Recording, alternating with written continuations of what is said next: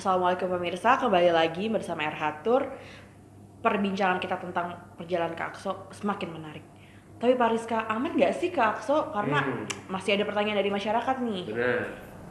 Jadi itu pertanyaan nomor satu tuh dari semua pemirsa yang pernah ikut sama kita nanya tentang keamanan gimana. Bahkan ada juga yang bertanya, oh jangan pergi ke sana nanti ketembak lagi. Ya, kayak Betul gitu, Pak, ya. makanya gitu gimana nih Pak Tapi Rizka?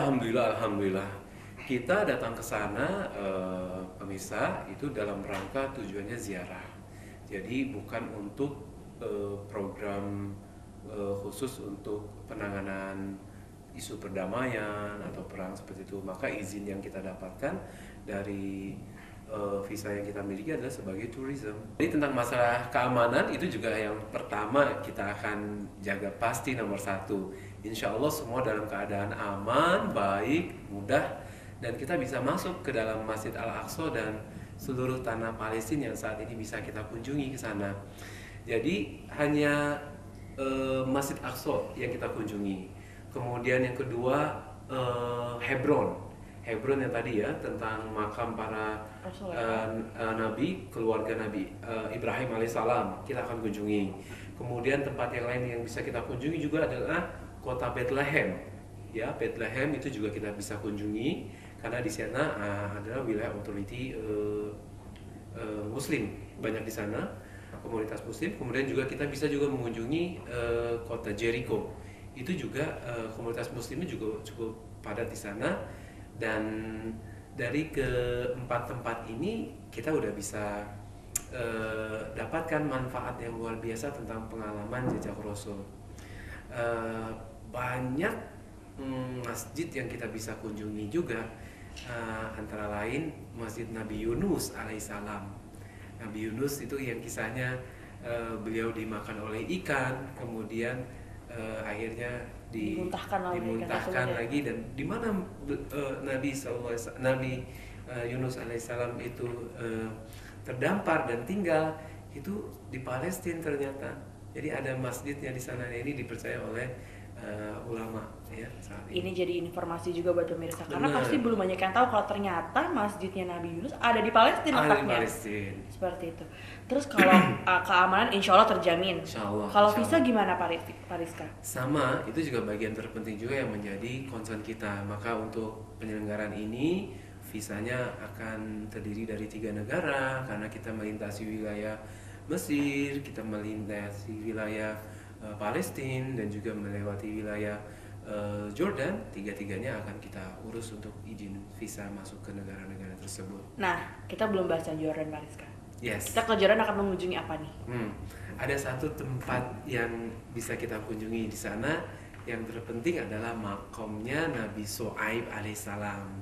Makom Nabi Shu'aib alaihissalam, beliau adalah mertuanya dari Nabi Musa alaihissalam. Ingat kisahnya ya, nanti kita akan explore nih bagaimana kita Nabi Musa selama di perjalanan. Pokoknya peserta akan exciting. Oh ternyata begini, oh pergerakannya begini, tanahnya dari sini ke sini, jaraknya sekian ribu kilometer. Wow, luar biasa. Kita akan ke sana.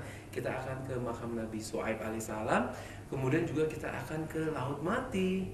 Laut Mati, kenapa? Karena di Laut Mati juga dipercaya sebagai salah satu tempat peninggalan keluarga atau kaum Nabi Lut alaihissalam di Laut Mati itu. Tempat lain yang juga kita kunjungi adalah tentang tempat di mana para pemuda yang tertidur dan kemudian dihidupkan lagi atau dibangunkan lagi sesudah 309 tahun. Apa Ashabul namanya? Kahfi ya Pak ya? Ashabul Kahfi. Seperti Kita kita akan akan datang ke mengunjungi sana ya. juga. Ya, insya Allah kita akan masuk ke sana. Dan ada satu tempat lagi juga. Oh banyak ya ternyata ya. Namanya Petra. Ya, Petra ini juga tempatnya sangat eksotis, luar biasa, ciptaan Allah.